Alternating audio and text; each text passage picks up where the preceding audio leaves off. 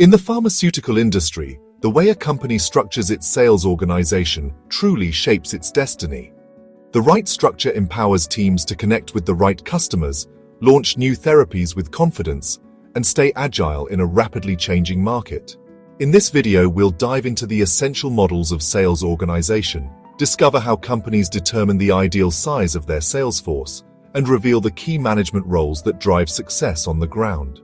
In the pharmaceutical industry, the way a company structures its sales organization truly shapes its destiny. The right structure empowers teams to connect with the right customers, launch new therapies with confidence, and stay agile in a rapidly changing market. In this video, we'll dive into the essential models of sales organization, discover how companies determine the ideal size of their sales force, and reveal the key management roles that drive success on the ground. Whether a company is striving to cover a vast market, introduce groundbreaking medicines, or focus on specialized segments like hospitals, its sales force is always organized to support its unique ambitions. Every decision in structure is made with purpose, aligning with the company's vision for impact. By understanding these organizational choices, you'll gain valuable insight into how pharma companies maximize their reach, boost efficiency, and create lasting impact, setting the stage for everything that follows in the world of pharmaceutical sales. By understanding these organizational choices, you'll gain valuable insight into how pharma companies maximize their reach, boost efficiency, and create lasting impact, setting the stage for everything that follows in the world of pharmaceutical sales. By understanding these organizational choices, you'll gain valuable insight into how pharma companies maximize their reach, boost efficiency, and create lasting impact, setting the stage for everything that follows in the world of pharmaceutical sales. In the world of pharmaceuticals, the way a company organizes its sales team shapes not just daily routines, but the very foundation of long-term success. Every division of responsibility, every channel of communication, and every specialized role is a deliberate choice that impacts results. Let's dive into the main ways companies structure their sales forces and discover why these decisions truly matter. One of the most common and effective approaches is to organize the sales team by geography. In this model, each medical representative takes charge of a specific territory, whether it's a state, a city, or a region. They become the go-to person for every customer in their area, handling all products, building strong local relationships, and ensuring no opportunity is missed. This structure not only reduces travel time and costs, but also gives customers a clear, reliable point of contact. But when a company offers a wide range of products, a single representative may need to be a generalist, making it challenging to master every detail. This geographic structure is especially powerful for companies aiming for broad market coverage, like those serving general practitioners and local chemists across India's diverse landscape. Another strategy is to organize by product or brand. Here, specialized teams focus on a single product or a closely related group of brands. Each member becomes a true expert, able to engage in deep scientific discussions with doctors and provide detailed, up-to-date information. This approach shines when dealing with complex or specialty medicines. Think oncology drugs or breakthrough therapies.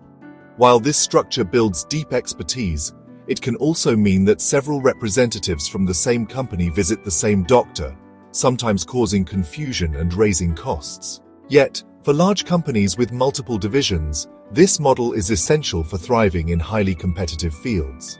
Some companies take a different route, organizing their teams around the type of customer they serve. There might be one team for general practitioners, another for specialists, and a separate group for large hospital chains. This approach helps the sales force truly understand the unique needs of each customer group, allowing them to tailor solutions, build stronger partnerships, and offer more personalized support. Of course, this can sometimes lead to overlapping efforts in the same geographic area, which may increase travel and coordination challenges. Still, as the Indian market evolves, more companies are adopting this customer-focused approach, especially for key accounts like major hospital groups. In reality, most large companies blend these models into what's called a hybrid or matrix structure. For instance, a company might divide teams by region, but within each region, have specialized groups for certain products or customer types. This flexible approach lets companies balance efficiency with expertise, adapting to the unique needs of different markets and customers. The way we organize our sales teams is all about creating value for our customers. For a doctor in a small town, it's important to have one reliable representative for all our products. For a specialist in a major hospital, it's about having a knowledgeable expert who can discuss advanced therapies. Our structure needs to be flexible enough to deliver both. Deciding the right number of people for a pharmaceutical sales team is a decision that can shape the future of the business. Too few and vital customers and regions are overlooked, giving competitors a chance to step in. Too many, and costs can spiral, shrinking profits even if sales targets are met. The real challenge is to strike a balance, covering the market thoroughly while keeping the business strong and healthy. It's not just about counting heads. Companies rely on careful analysis to determine how many salespeople they truly need. The aim is to reach as many customers as possible, but also to ensure that every investment delivers value. Some companies use simple rules of thumb, while others turn to detailed data and sophisticated models to guide their decisions. A common approach is to look at all the customers a company wants to reach and estimate the effort required to visit them regularly. This helps the company figure out exactly how many people are needed to give every important customer the attention they deserve. The idea is straightforward. Selling is a series of activities, calls, visits, and follow-ups. Each salesperson has a limit to what they can accomplish in a year. By adding up all the work and dividing it by what one person can handle, the company arrives at a realistic team size. Here's how this works in practice. First, customers are grouped by their importance and potential. For instance, top specialists might be in one group, high-prescribing general practitioners in another, and medium potential doctors in a third. Next, the company decides how often each group should be visited. Top doctors may need to be seen twice a month, while others are visited less frequently. This sets the target for how many calls or visits are needed each year. Then, the total number of visits is calculated. For example, if there are 200 top specialists who each need 24 visits a year, that's 4,800 visits. Add in the other groups, and the company gets the total workload for the year. The company also considers what one salesperson can realistically achieve. If someone works 220 days a year and can make 8 calls a day, that's 1,760 calls annually. This sets a practical limit for each person's workload. Finally, the total number of visits is divided by what one person can handle. If the answer is 19.77, the company rounds up and hires 20 people. This way, every customer receives the right amount of attention.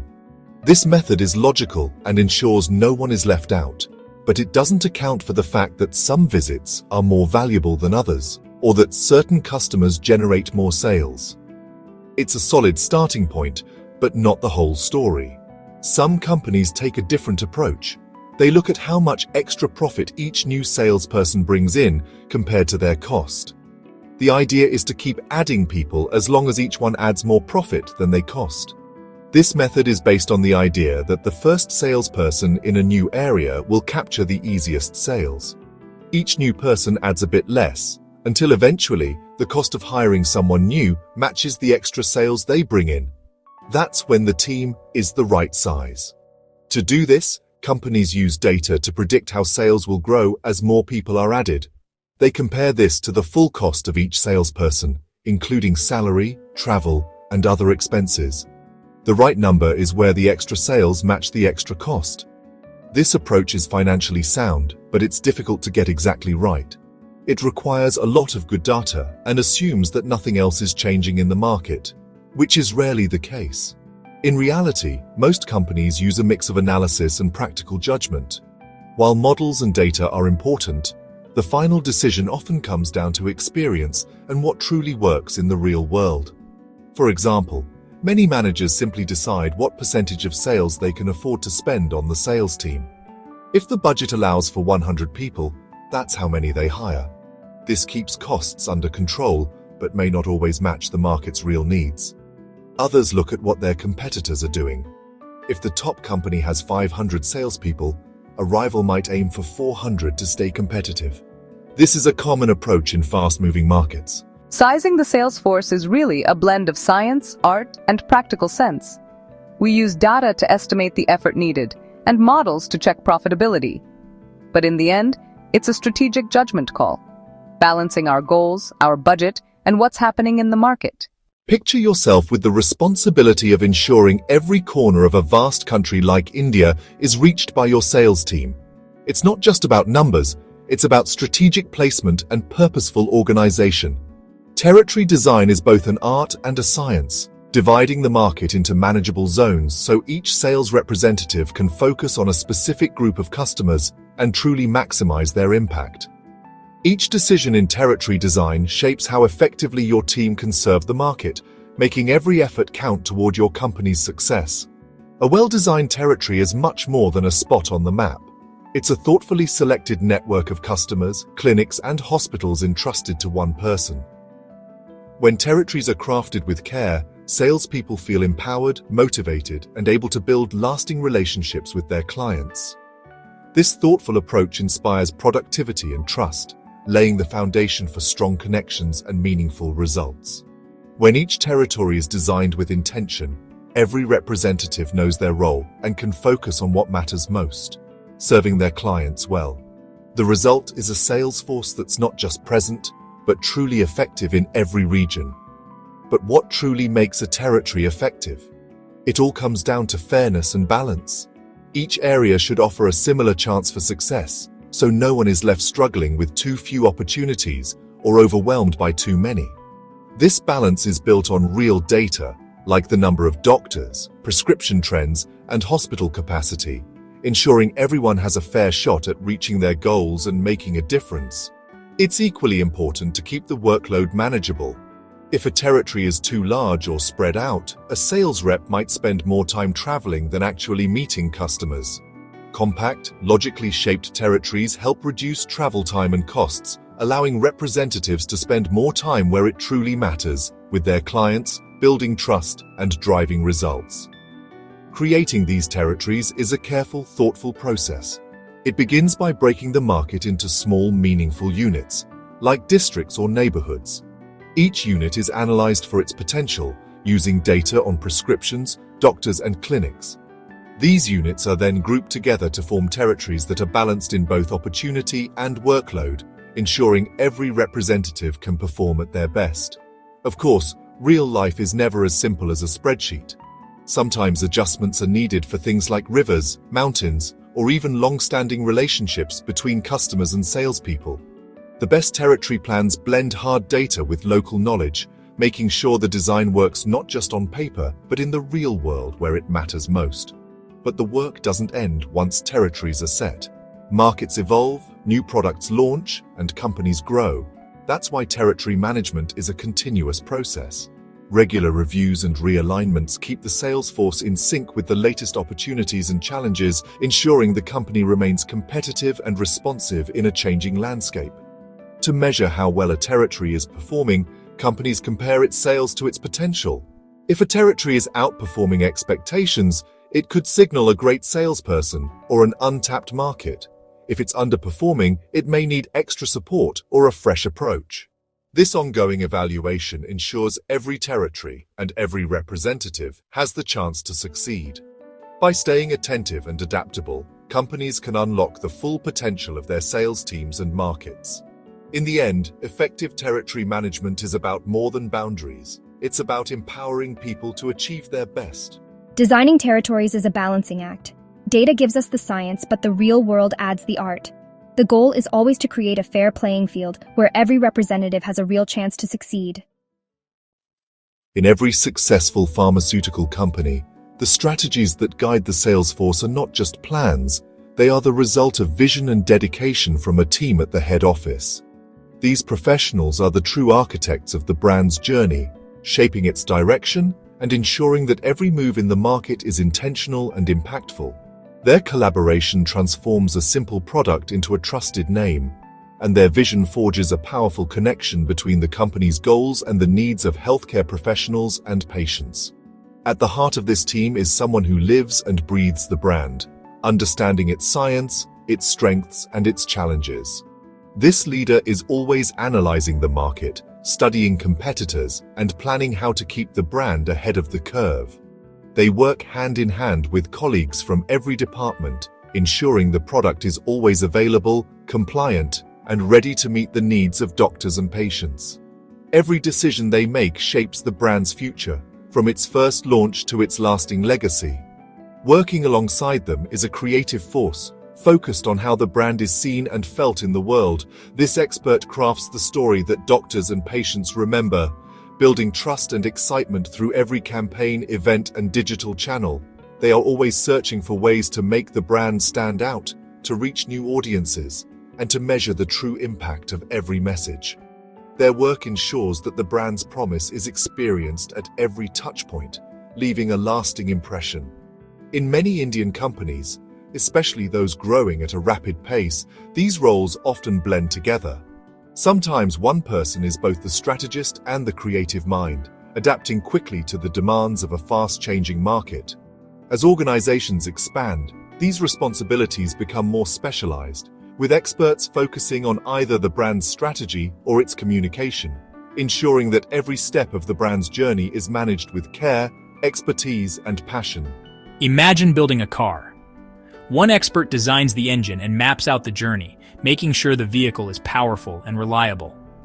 Another ensures the car is beautifully crafted and that everyone wants to take it for a drive. Success comes when both work together, when strategy and communication move in harmony, driving the brand forward and making a lasting impression in the market.